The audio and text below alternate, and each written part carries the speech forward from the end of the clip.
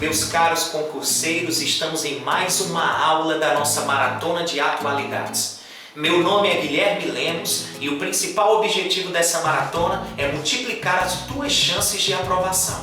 Hoje eu gostaria de trabalhar com vocês uma lei, a chamada Lei da Palmada, que está gerando uma polêmica enorme, não só em âmbito nacional, como repercussão inclusive internacional em relação a esse projeto de lei. Antes de mais nada, eu gostaria de mostrar para vocês de que forma a nossa aula está organizada.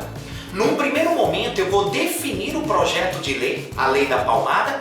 Vou te mostrar, num segundo momento, outras denominações que a lei recebe.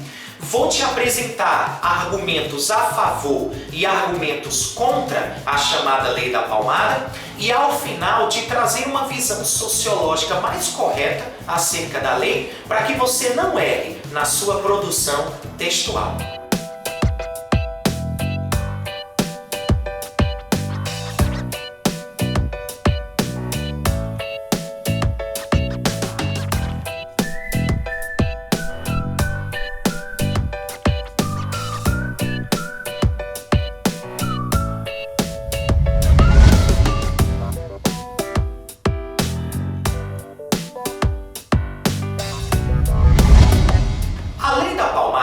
É um projeto de lei número 7672 de 2010. Esse projeto de lei visa ampliar os direitos das crianças e dos adolescentes, pois inclui no Estatuto da Criança e do Adolescente um trecho que visa impedir essa agressão, constituída como agressão física, chamada de palmada.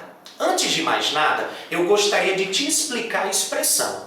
Lei da Palmada, na realidade, foi uma expressão criada pela mídia. A imprensa, em geral, batizou o projeto de Lei da Palmada. Mas, na realidade, quando foi aprovada no dia 21 de maio deste ano, a Comissão de Constituição e Justiça e Cidadania da Câmara dos Deputados batizou o projeto de Lei do Menino Bernardo. Exatamente, vocês devem se lembrar do menino Bernardo Boldrini, que lá no Rio Grande do Sul foi supostamente agredido pelos pais e veio a falecer pós agressões cometidas pelo seu pai. Mas na realidade, o que seria essa Lei do Menino Bernardo ou Lei da Palmada? Antes de mais nada, a lei traz várias ambiguidades, né? Por incrível que pareça, não existe no projeto de lei a palavra palmada. E é interessante falar para você sobre uma lei que visa ampliar os direitos de crianças e adolescentes, mas que recebe como nome, como alcunha, a história de uma criança que foi brutalmente assassinada. Entretanto, vale a pena nós termos uma ideia do que seria esse projeto de lei. A ideia é o seguinte, pessoal. Como eu comentei, o projeto de lei número 7672 de 2010 visa incluir no Estatuto da Criança e do Adolescente, que foi criado em 1990, sob a Lei 8069, um trecho. Que trecho seria esse? Ora, a partir de agora fica estabelecido que os menores de 18 anos têm o direito de serem educados e cuidados sem o uso de castigo físico ou tratamento cruel e ou degradante. O que significa dizer que os pais que agredirem fisicamente seus filhos serão encaminhados para programas de tratamento e orientação psicológico ou psiquiátrico, mas a advertência. Entretanto, essa advertência não fica bem especificado no projeto de lei de que forma se daria, ok?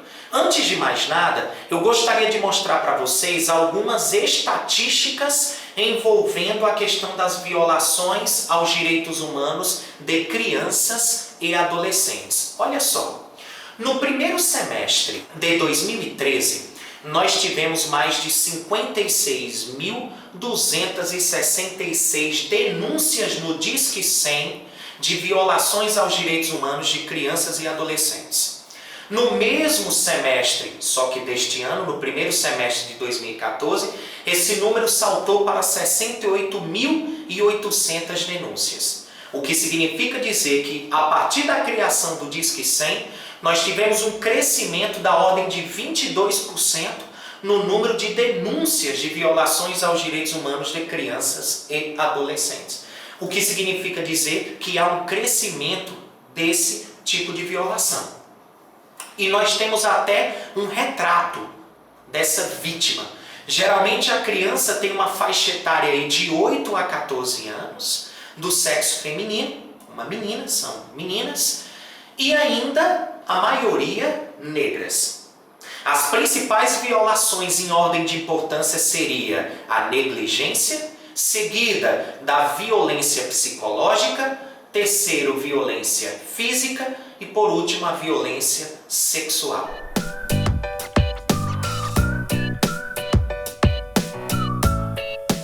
Antes de mais nada, a gente poderia colocar aqui alguns argumentos a favor e alguns argumentos contra. Primeiro, os argumentos a favor. Primeiro seria o reconhecimento e a garantia dos direitos humanos, que tenta, em escala mundial, prover uma cultura de paz. Então nós estaríamos superando um costume arcaico, que é o uso da palmada, enquanto forma de educar. Além disso, nós teríamos uma ação educativa, visto que nós substituiríamos a palmada pelo diálogo, ok? Então eu teria alguns argumentos a favor em torno disso. Antes de mais nada, antes de colocar os argumentos contra, eu gostaria de colocar uma visão sociológica que eu acho importante, para que numa produção textual você não erre. Eu poderia muito bem dizer no meu discurso que minha mãe, ela se utilizava de palmadas, de alguns recursos até utilizando-se de força para me educar. Em nenhum momento, eu achei que o uso por parte da minha mãe era errado, era contra a lei, muito pelo contrário. Minha mãe, eu pelo menos interpretava como ela queria o meu melhor.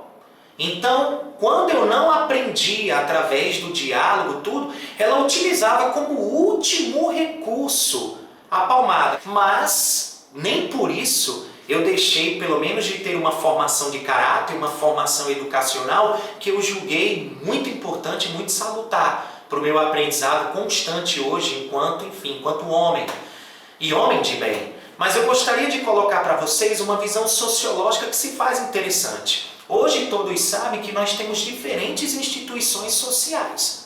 O que são as instituições sociais? Ora, são organizações instituídas pela sociedade que visam preservar ou fomentar os valores, ou seja, o processo de socialização do indivíduo através da educação. Então eu tenho como instituições sociais o Estado, a escola, a igreja e a família. Essas, pelo menos aqui elencadas, são as principais instituições sociais. Se você observar, o Estado, a escola e a igreja se utilizaram durante muito tempo de castigos físicos, a prática de tortura, de autoflagelo na educação a bendita palmatória, como instrumentos para serem utilizados na forma de educar. Por incrível que pareça, eu acho que vocês já devem ter observado que essas instituições sociais pararam de se utilizar desses instrumentos, vistos que foram abolidos como forma de educação, como instrumentos de serem utilizados no fomento à educação. No caso específico, a família era a única instituição social que ainda fazia uso desse tipo de artifício, a palmada. Então, na realidade, o que nós temos, na visão de quem é a favor, é um progresso social, visto que agora não é mais a família que tem a restrição de se utilizar esse recurso. Agora, todas as instituições sociais buscariam o diálogo como forma de educação.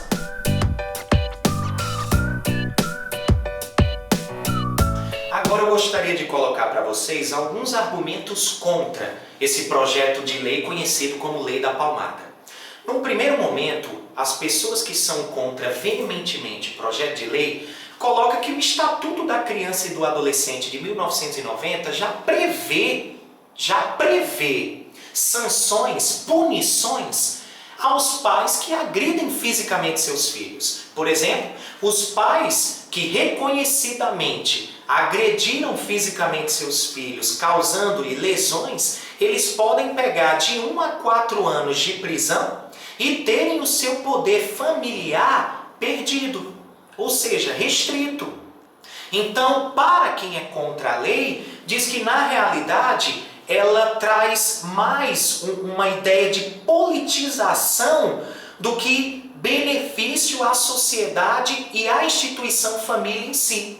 Por exemplo, nós temos um argumento contra que seria muito válido, que é a ideia de que o Estado está interferindo através dessa lei de assuntos privativos à família. De que o Estado está interferindo em assuntos relacionados somente à família, ok? Outro ponto que se coloca é que a lei ela visa até um pouco de generalização.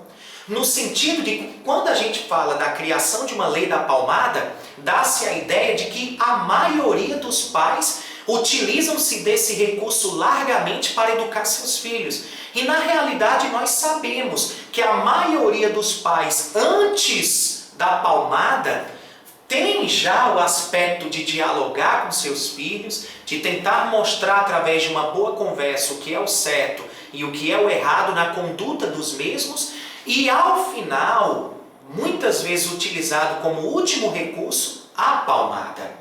Além disso, um outro argumento contra a lei se estabelece também em torno de uma aceitação cultural do castigo físico. Acho que no processo histórico já há uma aceitação cultural. Nós já temos, pelo menos quando eu mesmo coloquei enquanto experiência de vida, essa ideia de que a palmada ela nunca foi vista como um castigo físico, como um espancamento, não. Na realidade, todos sabem, pelo menos alguns psicólogos colocam, que a palmada também educa. Então fica esse ponto polêmico. Quem é a favor diz que a palmada condiciona. Quem é contra a lei diz que a palmada deve ser utilizada como último recurso porque educa. Entretanto, fica todos esses questionamentos gerando aí uma grande polêmica. Polêmica também porque a principal defensora da lei da palmada é a ex-apresentadora Xuxa Meneghel, que inclusive foi à Comissão de Constituição e Justiça da Câmara dos Deputados, óbvio, não pôde fazer qualquer tipo de discurso, opinar, porque na Constituição somente os deputados poderiam falar. E nós tivemos, inclusive, com o pastor Eurico, do PSB de Pernambuco, uma situação que chamou a atenção de toda a sociedade. Houve confusão hoje na Comissão de Constituição e Justiça da Câmara durante a reunião que discutiu o projeto da Lei da Palmada. Deputados contrários obstruíram a votação da redação final da proposta, que já foi aprovada em 2012. O deputado pastor Eurico, do PSB de Pernambuco, criticou a presença da apresentadora Xuxa Meneghel, que era convidada da comissão.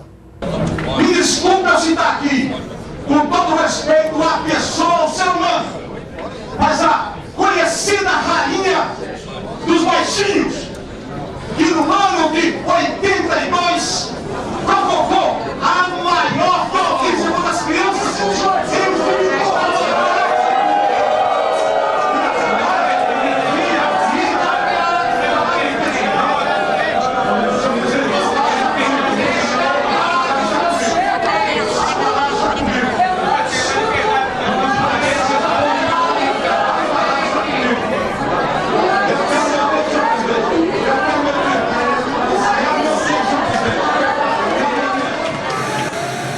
na presença da ex-apresentadora Xuxa Meneghel, ele fez uma crítica que, por sinal, o destituiu da comissão, onde ele coloca que a principal defensora da lei da palmada, a principal defensora dos direitos de crianças e adolescentes na década de 80, precisamente do ano de 1982, gravou um filme chamado Amor, Estranho Amor, em que ela supostamente abusa de uma criança de 12 anos. visto eu não gostaria aqui de colocar qualquer opinião acerca do fato, visto que no momento da gravação do filme, pelo menos no período, a apresentadora Xuxa Meneghel tinha 16 anos. O garoto tinha 12 anos. Eu não sei se caracteriza o abuso sexual aí, principalmente por se tratar da gravação de um filme.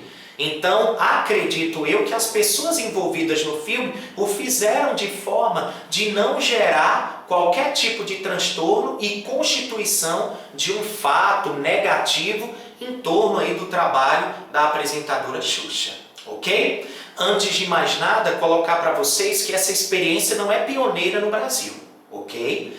Na realidade, outra crítica que fazem ao projeto de lei é que ele, na realidade, está alicerçado em relação aos interesses da ONU, da Organização das Nações Unidas, que traz essa ideia de fomentar leis antipalmadas no mundo. Só para se ter uma ideia, desde a década de 70, nós já temos leis, experiências aí de leis antipalmadas no mundo. Por exemplo, a Suécia em 1979, a Finlândia em 1983 e a Noruega em 1987. São países aí que já tinham experiências relacionadas à lei antipalmadas. Um outro argumento contra que eu gostaria de colocar para vocês e deixar bem especificado é que o projeto de lei aprovado poderia gerar uma onda de denuncismo. O que significa dizer que qualquer criança que leve uma palmada poderia denunciar o praticante. No caso, por exemplo, seu pai ou sua mãe, um familiar. O que significa dizer, inclusive, que o funcionalismo público ele é obrigado a colaborar para a garantia da lei.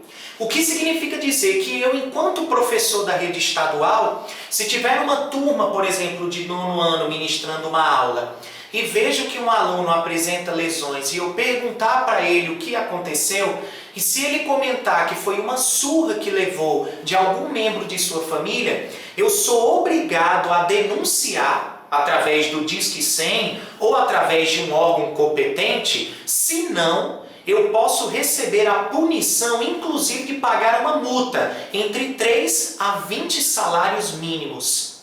Então, a lei da palmada aprovada poderia gerar essa onda de denuncismo, principalmente porque ela não define bem o que seriam os castigos físicos, tá bom? Na realidade, o nosso principal objetivo é te trazer um pouco esse espectro de informações em torno da lei da palmada ou lei do menino Bernardo. A nossa ideia, óbvio, é fazer com que você tenha uma visão sociológica correta para que você não fuja dos valores humanos que devem ser defendidos numa produção textual. Então fica aqui alguns argumentos a favor e contra para que vocês, obviamente, façam uma análise e os efeitos da lei, acredito que nós teremos pós sua aprovação de fato, para nós sabermos se a lei é válida ou não.